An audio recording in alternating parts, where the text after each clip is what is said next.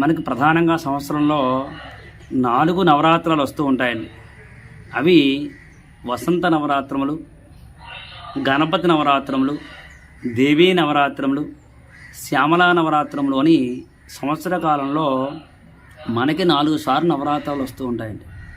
అయితే చాలామందికి ఈ వసంత నవరాత్రములు, ఈ శ్యామలా నవరాత్రములు చాలామందికి తెలియవు. ఇవి ప్రాచుర్యంలో కూడా లేవు. ఎంచేతంటే మన గణపతి నవరాత్రులు, దేవి నవరాత్రులు మాత్రమే చేస్తారు. ఈ వసంత నవరాత్రులు, ఈ శ్యామలా నవరాత్రులు చాలా చోట్ల తెలియదు, చేరు కూడా అండి. అయితే వసంత నవరాత్రులు, శ్యామలా నవరాత్రులు కూడా ఉన్నాయి. అయితే ఈ వసంత నవరాత్రులు ఎప్పటి నుంచి ఉన్నాయి అంటే కనుక ఉగాది నుంచి పాడ్యములగాయతూ 9 రోజులు వసంత నవరాత్రులు అంటారండి. గణపతి నవరాత్రులు అలాగే మీకు తెలిసిన విషయమే, అలాగే దేవి నవరాత్రులు కూడా మీకు తెలిసిన విషయమే. అయితే శ్యామలా నవరాత్రులు మాఘమాసంలో ప్రారంభమవుతాయండి. మాఘమాసం నుండి పాడ్యములగాయతూ నవం వరకు ఈ 9 రోజులు శ్యామలా నవరాత్రులు అంటారండి. అయితే ఈ శ్యామలా నవరాత్రులు 10/2/2024 నుండి 19/2/2024 వరకు ఈ శ్యామలా నవరాత్రులు వస్తున్నాయండి. అయితే ఈ శ్యామలా నవరాత్రులు మనం ఖచ్చితంగా చేసి తీరాలండి. ఎందుచేత ఈ శ్యామలా నవరాత్రులు చేయాలని నేను చెబుతున్నానంటేనండి, ఈ శ్యామలా నవరాత్రులు అమ్మవారు ప్రధానమైన దేవత శ్యామల అమ్మవారు. ఈ శ్యామల, రాజశ్యామల, రాజమాతంగి అని ఈ యొక్క అమ్మవారిని పిలుస్తూ ఉంటారని ప్రధానంగా.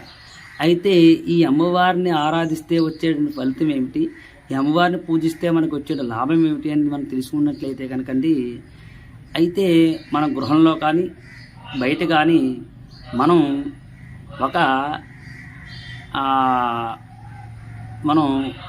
ఒక పని చేసిన, ఒక పని చేపట్టిన, ఏదైనా ఒక పని చేస్తున్నా దాంట్లో చక్కటి అభివృద్ధి చెందాలి అంటే ఈ రాజశ్యామల అమ్మవారి యొక్క అనుగ్రహం ఉండాలి.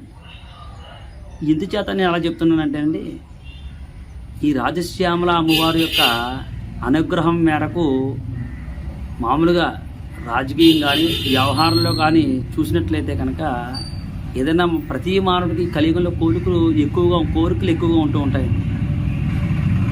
చేత కోరికలు ఎక్కువ ఉంటాయి అంటే కలిపురుషుల యొక్క ప్రభావం చేత కోరికలు ఎక్కువ ఉంటాయని మనకు శాస్త్రం మనకి ఇప్పుడు చెబుతూ ఉందండి.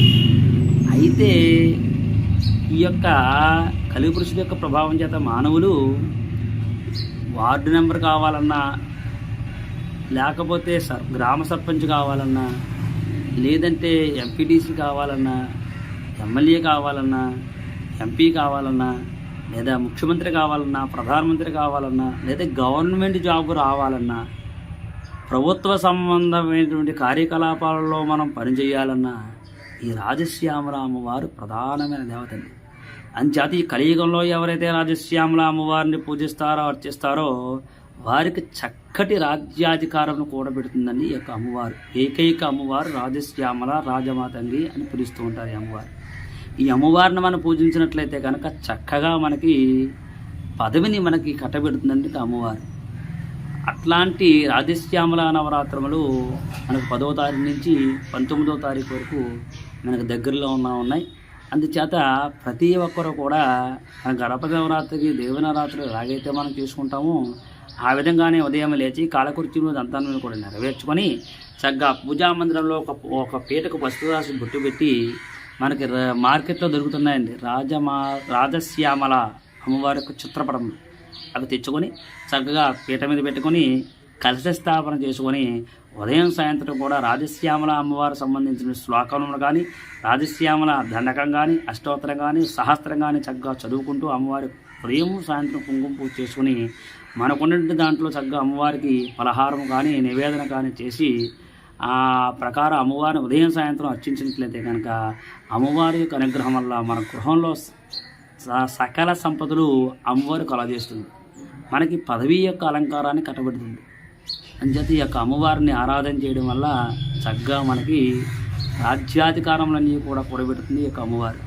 అంచేత మనకి దగ్గరలోనే ఉన్నాయి.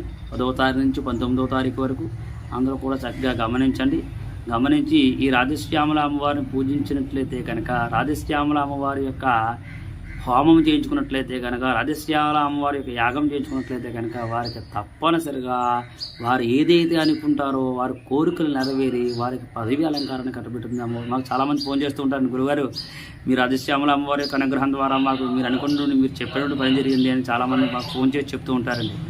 మనం అనుకున్నటువంటి కోరికలు తీరాలి, మనం అనుకున్న పదవి మనకి చేరాలి అంటే ఈ రాజశ్యామల అమ్మవారి యొక్క నవరాత్రులు తప్పనిసరిగా చేసి తీరాలండి.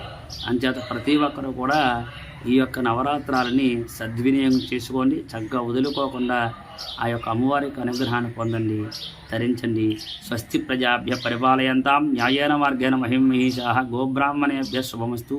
నిత్యం లోకా సమస్తా సుఖినో భవంతు.